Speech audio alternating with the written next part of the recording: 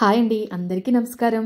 ఇవాళ ఈ వీడియోలో మొన్న సండే ఏం స్పెషల్స్ చేశానో అవి షేర్ చేస్తున్నానండి. ఈ వీడియో మీకు నచ్చినట్లయితే లైక్ చేయడం మాత్రం అస్సలు మర్చిపోకండి. కొత్తగా మన వీడియో ఎవరైనా చూస్తున్నట్లయితే ఈ వీడియోకి ఒక్క లైక్ చేసి మన ఛానల్ని సబ్స్క్రైబ్ చేయడం మాత్రం అస్సలు మర్చిపోకండి. అలాగే మన ఫ్యామిలీ మెంబర్స్ అయితే ఈ వీడియోకి లైక్ చేయడం, కామెంట్ చేయడం మాత్రం మర్చిపోకండి. మీరు చేసే లైక్స్, కామెంట్స్ వలన యూట్యూబ్ ఈ వీడియోని ఇంకొంతమందికి షేర్ చేస్తుంది. ఇదే మరిన్ని వీడియోస్ చేయడానికి నాకు చాలా మోటివేషన్గా ఉంటుంది. మన ఛానల్ని సపోర్ట్ చేస్తున్న అందరికీ కూడా థ్యాంక్ యూ సో మచ్ అండి. ఇంకా వీడియోలోకి వెళ్ళిపోతే ఆవేళ సండే మార్నింగ్ ఉదయాన్నే ఇల్లంతా క్లీన్ చేసేసానండి. ఇంకా మా పిల్లలైతే అప్పటికీ లేవలేదండి. ఇంకా పెద్దోడైతే స్కూల్ ఉందనుకున్నాను, కానీ ఆవేళ హాలిడే ఇచ్చేశారు. ఇంకా అందుకని వాళ్ళు పడుకునే ఉన్నారు. నేను ఇంకా నా పనులన్నీ స్టార్ట్ చేసుకున్నాను అనమాట. నేను ఈ పనులు చేసేసరికి టైం 7:30 అలా అవుతుందండి. నాకు మొక్కలంటే చాలా ఇష్టం. ఇంటిని గ్రీనరీగా ఉంచుకోవడం అంటే ఇంకా ఇష్టం. అలాగే వంటగదిలో కూడా కొన్ని ప్లాంట్స్ పెట్టుకున్నాను కదండి. మన ముందు వీడియోస్ చూసే వాళ్ళకైతే అర్థమవుతుంది.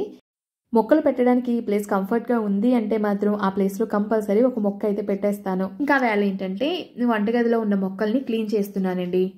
ముందైతే బాల్కనీలో ఉన్న మొక్కలన్నిటికీ కూడా నీళ్లు పోసేసి తర్వాత అక్కడ క్లీన్ చేసి ముగ్గు పెట్టేసి అప్పుడు వచ్చి ఈ పని చేస్తున్నానండి. ఇక చూడండి, ఇక్కడ చిన్న కుండ అండి ఇది. ఆ కుండలో స్పైడర్ ప్లాంట్స్ వేసానమాట. చక్కగా వచ్చాయండి. గ్రోత్ కూడా చాలా బాగుంది. కొన్ని వాటర్లో పెరిగే ప్లాంట్స్ ఉంటాయండి, అవి మనం వాటర్లో ఈజీగా పెంచుకోవచ్చు. అవి నెక్స్ట్ వీడియోలో ఏంటో షేర్ చేస్తానండి. చూడండి, స్పైడర్ ప్లాంట్కి ఆ వేర్లు ఆ కుండ ఎంత ఉందో ఆ ప్లేస్ మొత్తం ఆక్రమించేసాయి అనమాట. ఇంకా నీళ్లు పట్టడానికి కూడా ప్లేస్ లేకుండా. ఇప్పుడు ఏం చేస్తున్నానంటే ఈ పండిపోయిన ఆకులు లాంటివి అవన్నీ తీసేసి మరలా అదే చిన్న కుండలో నీళ్లు పోసి ఈ స్పైడర్ ప్లాంట్స్ని అరేంజ్ చేద్దామని ఇలా సెపరేట్ చేస్తున్నాను. మొక్క రూట్ సిస్టమ్ ఎంత బాగుంటే పైకి పెరిగే మొక్క అంత హెల్దీగా పెరుగుతుందండి. ఈ మొక్క ఇంకా హెల్దీగా పెరగాలంటే రూట్స్ కట్ చేసేసుకోవాలి. ఇక చూడండి, ఆ ప్లాంట్స్కున్న రూట్స్ అన్నీ కట్ చేసేసి మరలా ఆ పాట్లో వేసేస్తున్నాను అనమాట. ఒక్క స్పైడర్ ప్లాంట్ పెట్టామనుకోండి బుషీగా ఉండదు. అందుకని చెప్పేసి ఒక 3-4 కలిపి ఆ పాట్లో పెడతానమాట. వారానికి ఒకసారి ఇలా క్లీన్ చేసుకోవడం వల్ల మొక్కలు హెల్దీగా ఉంటాయి. ఈ టైంలోనే ఆ మొక్కల్లో ఎండిపోయిన ఆకులు కానీ చిన్న చిన్న కొమ్మలు కానీ ఏమైనా ఉంటే అవి తీసేసి అప్పుడు వీటిని అరేంజ్ చేసుకోవాలి. చూడండి, చిన్న కుండలో స్పైడర్ ప్లాంట్ మీకు ఎలా అనిపించిందో కామెంట్ చేయండి. ఇక ఇది వచ్చేసి స్నేక్ ప్లాంట్ అండి. ఈ స్నేక్ ప్లాంట్ చూడండి చిన్న పాట్లో పెట్టానమాట. నేను వీక్లీ వన్స్ మాత్రమే వాటరింగ్ చేస్తానండి. ఎందుకంటే ఇవి లోపలే ఉంటాయి కాబట్టి ఆ లోపలున్న మట్టి డ్రై అయిపోకుండా తేమగానే ఉంటుందండి. వీక్లీ వన్స్ మాత్రమే వాటరింగ్ చేస్తాను. మనం వీక్లీ వన్స్ వాటరింగ్ చేయడం వల్ల మొక్కలు కూడా వాటికి అలవాటు పడిపోతాయండి. ఆ ప్లాంట్ ఎప్పుడు హెల్దీగానే ఉండేది, కానీ ఆ పైన లీవ్స్ మాత్రం కొంచెం డ్రై అవుతున్నాయి అనమాట. ఏంటా అని చూస్తే ఆ లోపల బేబీ ప్లాంట్ ఒకటి వస్తుందండి. దాని వలన ఈ మదర్ ప్లాంట్ ఎనర్జీ సేవ్ చేయడానికి అని చెప్పేసి ఇప్పుడు మరి బేబీ ప్లాంట్కి ఇవ్వాలి కదా ఎనర్జీ, అందుకని ఆ లీవ్స్ డ్రై అవుతాయి అనమాట. ఆ టిప్స్ కూడా చూడడానికి బాగోలేదని అవి కూడా కట్ చేసేసానండి. ఇంక ఇది జేడ్ ప్లాంట్, ఇది కూడా మొత్తం నీట్గా వాష్ చేసేసుకున్నాను. ఇక్కడైతే ఇది మనీ ప్లాంట్ అండి. ఇది కూడా మొత్తం లీవ్స్ అన్ని శుభ్రంగా క్లీన్ చేసేస్తున్నాను. ఇది 2 కొమ్మలు పెట్టానండి అంతే. ఈ ప్లాంట్స్ పెట్టి 6 months అవుతున్నట్టుందండి. చూడండి ఎంత బాగా పెరిగిందో కదా. వైట్ గ్రీన్ షేడ్లో ఉండి చూడ్డానికైతే భలే ఉంటుందండి. చూడండి, వాటర్తో కడగంగానే లీవ్స్ అవి ఎంత ఫ్రెష్గా ఉన్నట్టు కనిపిస్తున్నాయో. ఇప్పుడు ఇవన్నీ కూడా తీసుకెళ్ళి ఈ ఆకులపై ఉన్న వాటర్ అంతా ఆరేంత వరకు బయట పెట్టేస్తానండి. ఇదైతే ఇలాగా సింక్ దగ్గర అరేంజ్ చేసుకున్నానండి ఈ పాట్ని. ఇంక ఇవన్నీ కూడా బయట పెట్టేసాను అనమాట. బయట పెట్టేటప్పుడు అసలు ఎండలో పెట్టకూడదండి, షేడ్ ప్లేస్లోనే పెట్టుకోవాలి. ఎందుకంటే మనం అప్పుడే వాష్ చేసాం కదా, ఆ లీవ్స్ పైన వాటర్ ఉండిపోతుంది. అదే తీసుకెళ్లి డైరెక్ట్గా ఎండలో పెట్టామనుకోండి లీవ్స్ బర్న్ అయిపోయినట్లు అయిపోతాయి. మన సబ్స్క్రైబర్స్లో చాలా మంది గార్డెనింగ్ ఇష్టపడే వాళ్ళు కూడా ఉన్నారండి. అందుకని ప్లాంట్స్ గురించి కొన్ని టిప్స్ మీకు షేర్ చేస్తున్నాను. ఇంకా వేళ సండే కదండి. రెసిపీస్ విషయానికి వస్తే టేస్టీగా ఒకే ఒక్క మసాలా పౌడర్తో మటన్ కర్రీ వండుతున్నాను. టేస్ట్ అయితే సూపర్ ఉంటుందండి. దాంతోపాటు పీతల పులుసు కూడా పెట్టానండి. టేస్ట్ అయితే చాలా బాగుంది. వీడియోని స్కిప్ చేయకుండా ఎండ్ వరకు చూడండి. రెసిపీస్ అయితే చాలా ఈజీగా చేసేసుకోవచ్చండి. ఇక్కడైతే తీసుకొచ్చిన మటన్ను క్లీన్ చేస్తున్నాను. శుభ్రంగా 2-3 సార్లు కడిగి తర్వాత నిమ్మరసం వేసి కడుగుతానండి. నిమ్మరసం, ఉప్పు వేసి కడగడం వలన నీచు వాసన చాలా వరకు పోతుందన్నమాట. శుభ్రం చేసిన మటన్లో నీళ్ళేమీ లేకుండా తీసేసి అప్పుడు ఒక బౌల్లో వేసి పక్కన ఉంచుకోవాలి. ఫస్ట్లో అయితే ఈ ఎన్వీ ఐటమ్స్ అవి కడగడానికి నాకు చాలా చికాగ్గా ఉండేదండి. వండడం అయితే ఈజీగా వండేసేదాన్ని, కానీ క్లీన్ చెయ్యాలంటే మాత్రం ఎందుకో ఇష్టం ఉండేది కాదండి. ఇంక ఇప్పుడైతే చేసి ఇంకా అలవాటు అయిపోయింది. కార్తీక మాసం వెళ్ళిన తర్వాత ఆ ఆదివారమేనండి ఫస్ట్ ఎన్వి ఐటమ్స్ వండటం. ఇంకా అందుకని ఆ వేళ మటను పీతల పులుసు 2 చేస్తున్నానమాట. చూడండి, మటన్ను ఇలా శుభ్రంగా కడిగి సెపరేట్ చేసేసుకున్నాను. ఆ వేళ సండేయే కదా అని పనులైతే ధీమాగానే స్టార్ట్ చేశానండి. ఉదయం అయితే బ్రేక్ఫాస్ట్కి దోశలు టమాటా చట్నీ చేశానమాట. ఇంకా అది ఎప్పుడు షేర్ చేసేదే కదా అని షేర్ చేయలేదు. ఇంకా ఎలాగో రెసిపీస్ ఉన్నాయి కదా అని ఇవే షేర్ చేస్తున్నాను. ఇంకా ఎన్వి అంటేనే కంపల్సరీ కొత్తిమీర ఉండి తీరాల్సిందే కదండి, అది కూడా శుభ్రం చేస్తున్నాను.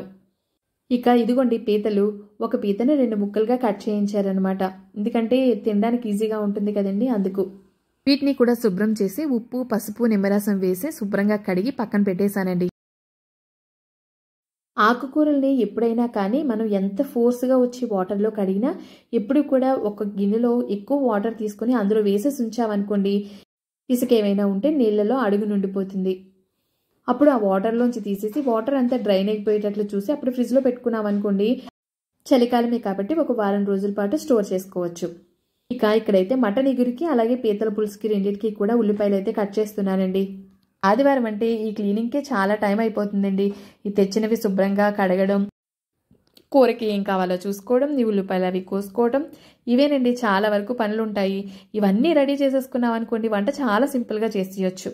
ఇంకా చాపర్లో వేసామనుకోండి గ్రేవీ చక్కగా వస్తుందని ఇక్కడ చాపర్లో వేసానండి. అయితే ఏమైందనుకుంటున్నారు, ఒక్క రౌండ్ వేసేసరికి చాపర్కి ఉన్న థ్రెడ్ తెగిపోయింది. ఇంకా సగం ఉల్లిపాయలే చాప్ చేశానండి, మిగిలిన సగం కూడా ఇంకా చాక్తోనే కట్ చేశానమాట. సెకండ్ టైం చాపర్లో వేసిన ఆనియన్ సగం సగం కట్ చేయడం వల్ల ఇవి కట్ చేయడం నాకు డబుల్ పని అయిపోయింది. చాపర్ ఒకటి ఎలక్ట్రికల్ది తీసుకోవాలండి.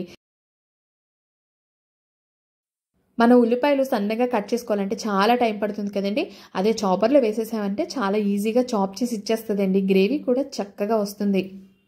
ఇక కర్రీ కావాల్సినవన్నీ ప్రిపేర్ చేసేసుకున్న తర్వాత ఇక్కడైతే రెండింటికి కలిపి ఒకేసారి మసాలా ప్రిపేర్ చేస్తున్నానండి. ఇలా ఫ్రెష్గా మసాలా ప్రిపేర్ చేసుకోవడం వల్ల టేస్ట్ అయితే చాలా బాగుంటుందండి.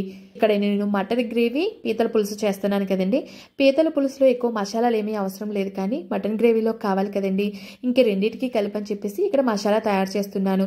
ఇందులో 4-5 లవంగాలు, 5-6 యాలకులు, ఒక 4 మీడియం సైజ్ దాల్చిన చెక్క ముక్కలు, 2 జాపత్రి, అలాగే చిన్న జాజికాయ ముక్క వేసిన తర్వాత కాసేపు ఫ్రై చేసుకొని 1.5 టేబుల్ స్పూన్ ధనియాలు, 1 టీ స్పూన్ జీలకర్ర, 1 టేబుల్ స్పూన్ గసగసాలు వేసి వాటిని కూడా కాసేపు ఫ్రై చేసిన తర్వాత కొన్ని ఎండు కొబ్బరి ముక్కలు, ఒక 5-6 ఎండుమిర్చి వేసేసి లో ఫ్లేమ్లో ఇవన్నీ వెచ్చబడేంత వరకు ఫ్రై చేసుకొని మిక్సీ జార్లోకి తీసుకొని చల్లారిన తర్వాత గ్రైండ్ చేసుకుంటే మసాలా పొడి రెడీ అయిపోతుందండి. ఇక ఇలా తయారు చేసుకుంటే వేరేగా ధనియాల పొడి, జీలకర్ర పొడి ఇవి ఏమీ వేయాల్సిన అవసరం లేదండి. ఇంకా మీరు ఘాటు కావాలనుకుంటే ఇందులోనే కొన్ని మిరియాలు కూడా యాడ్ చేసుకోవచ్చు. ఇక్కడైతే కూరలు 2 కూడా ఒకేసారి ప్రిపేర్ చేస్తున్నానండి. పీతల పులుసుకి మూకుడు పెట్టాను, అలాగే మటన్ కర్రీ త్వరగా అయిపోతుందని కుక్కర్లో ప్రిపేర్ చేస్తున్నాను. చాప్ చేసిన ఆనియన్స్ అయితే మటన్ కర్రీలో వేసేసానండి. ఇక 2 కూరలకి కూడా సరిపడా ఆయిల్ వేసుకొని మటన్ కర్రీకి అయితే 3 టేబుల్ స్పూన్స్ వేసుకున్నానండి. పీతల పులుసుకి అయితే 2 టేబుల్ స్పూన్లు వేసుకున్నాను. గ్రేవీకి తగినన్ని ఉల్లిపాయలు అందులోనే కూడా గ్రేవీకి తగ్గట్టుగా ఉల్లిపాయలు వేసుకున్నాను. కారానికి తగినట్లుగా పచ్చిమిర్చి వేసుకున్నాను. ఇవి త్వరగా ఫ్రై అవ్వడానికి ఉప్పు వేసుకున్నాను. దాంతోపాటుగానే చిటికెడు పసుపు కూడా వేసుకొని మొత్తం కలిసేటట్లు ఒకసారి కలిపి ఫ్రై చేసుకుంటున్నానండి. ఉప్పు వేయడం వల్ల ఉల్లిపాయలు త్వరగా మగ్గిపోతాయి. ఇక తర్వాత పీతల పులుసులోకి అని చెప్పేసి ఇక్కడ నేను తీసుకున్న క్వాంటిటీకి ఒక చిన్న నిమ్మకాయ సైజ్ అంతా చింతపండును కూడా నానబెట్టానండి. ఇక 2 కూరల్లోకి కూడా కొంచెం కరివేపాకు వేసి ఫ్రై చేస్తున్నాను. ఇలా ప్యారలల్గా ప్రిపేర్ చేసుకోకపోతే టైం ఎక్కువ తీసుకుంటుందని చెప్పేసి 2 కూడా ఒకేసారి ప్రిపేర్ చేసేస్తున్నానండి. ఇక మిక్సీలో వేసిన మసాలా దినుసులు చల్లారిపోయాయి, వాటిని ఇలాగా మెత్తగా గ్రైండ్ చేసుకున్నాను. ఆ మసాలాని గ్రైండ్ చేసేటప్పుడే ఆ స్మెల్ చాలా బాగుంటుంది. ఇక అదే జార్లో అల్లం వెల్లుల్లి 2 కూడా ఈక్వల్ క్వాంటిటీలో తీసుకొని అల్లం వెల్లుల్లి పేస్ట్ కూడా చేసుకుంటున్నానండి. ఎన్ని ఐటమ్స్కి ఇప్పుడు కూడా అప్పటికప్పుడు చేసిన అల్లం వెల్లుల్లి పేస్ట్ వేస్తేనే టేస్ట్ బాగుంటుందండి. ఫ్రెష్గా చేసిన అల్లం వెల్లుల్లి పేస్ట్ వేసుకోవాలన్నమాట. చూడండి, ఇలా గ్రైండ్ చేసుకున్న తర్వాత ఉల్లిపాయలు 2 కూడా ఇలా బ్రౌన్ కలర్లో ఫ్రై అయిన తర్వాత అప్పుడు 2 టేబుల్ స్పూన్ల అల్లం వెల్లుల్లి పేస్ట్ మటన్ కర్రీలోని, 1 టేబుల్ స్పూన్ అల్లం వెల్లుల్లి పేస్ట్ పీతల కర్రీలోనే వేస్తున్నాను. ఈ వేసిన అల్లం వెల్లుల్లి పేస్ట్ పచ్చివాసన పోయేంత వరకు ఫ్రై చేసుకోవాలి. సండే పిల్లలు ఇంటి దగ్గరే ఉంటారు కాబట్టి వాళ్ళతో సరదాగా అలా స్పెండ్ చేస్తూ వంట చేస్తాను. మా పెద్దోడికైతే ఏదో ఒక వర్క్ ఉంటూనే ఉంటుందండి. చిన్నోడైతే వచ్చి వంటగదిలో అలా చక్కగా కబుర్లు చెప్తూ ఉంటాడు. ఇంకా వాడితో మాట్లాడుతూ వంట చేస్తానన్నమాట. టైమే తెలియదండి అసలు. 2 టమాటాలు ముందుగానే కట్ చేశానండి. ఒక టమాటా మటన్ కర్రీలో వేశాను, ఒక టమాటా పీతల కూరలో వేశాను. ఇక టమాటాలు కూడా మెత్తగా మగ్గిపోయిన తర్వాత మటన్ను కుక్కర్లో వేసేసాను. ఈ మటన్తో పాటుగానే ముందుగా గ్రైండ్ చేసుకున్నాను చూడండి మసాలా పొడి, అది 1 టేబుల్ స్పూన్ వేసానండి. ఈ టైంలో వేయడం వల్ల ఏమవుతుందంటే మసాలాలన్నీ ముక్కలకి చక్కగా పడతాయి. మిగిలినది తర్వాత వేస్తానండి. ఇప్పుడు మటన్కు కావలసినంత ఉప్పు వేసి ఒకసారి మొత్తం కలిసేటట్లు కలిపి విజిల్ లేకుండా కుక్కర్ మూత పెట్టి ఉడికించుకోవాలండి. ఇంకా చూడండి పీతల పులుసుకు వస్తే టమాటాలు చూడండి ఇలా మెత్తగా మగ్గిపోయాయి కదా. ఇందులో 1 టీ స్పూన్ కారం వేసి కలుపుతున్నాను. సీ ఫుడ్స్ ఎందులో అయినా కానీ కారం కొంచెం ఎక్కువ ఉంటేనే బాగుంటుందండి. ఇక్కడ 1 టీ స్పూన్ వేసానా, తర్వాత ఇంకొక 1/2 టీ స్పూన్ కూడా వేసానులేండి. కారం వేసిన తర్వాత 1 నిమిషం కలుపుకొని శుభ్రం చేసిన పీతలను వేసేసుకొని ఈ గ్రేవీలో మొత్తం కలిసేటట్లు పీతల్ని కలుపుకోవాలండి. ఈ పీతలు వేసేసిన తర్వాత మనం ముందు గ్రైండ్ చేసుకున్నాం చూడండి మసాలా పొడి, అది 1 టీ స్పూన్ వేసుకుంటే సరిపోతుంది పీతల పులుసులో. మటన్లోకి అయితే కొంచెం ఎక్కువ వేసుకోవాలి కాబట్టి మిగిలింది మటన్లో వేసేస్తాను. కారము వేసాము, మసాలా వేసాం కదండి. ఇప్పుడు ఈ పీతల మీద మూత పెట్టి 1-2 నిమిషాలు ఆ మసాలాలో ఉడకనివ్వాలండి. తర్వాత మూత తీసి ఒక్కసారి కలిపి ముందు చింతపండు నానబెట్టుకున్నాను చూడండి, ఆ చింతపండు రసాన్ని తీసి ఈ పీతల్లో వేసుకోవాలన్నమాట. నేనైతే పులుసు ఎక్కువ వేయట్లేదండి, తక్కువే వేస్తున్నాను. అంటే మరి పలుచగా ఉండకూడదండి, చిక్కగా ఉంటేనే బాగుంటుంది. అంటే ఇక్కడ పులుసు ఆ ముక్కకి పడుతుందంతే. ఆ ముక్క అలా తీసుకొని తిన్నామనుకోండి టేస్ట్ చాలా బాగుంటుంది.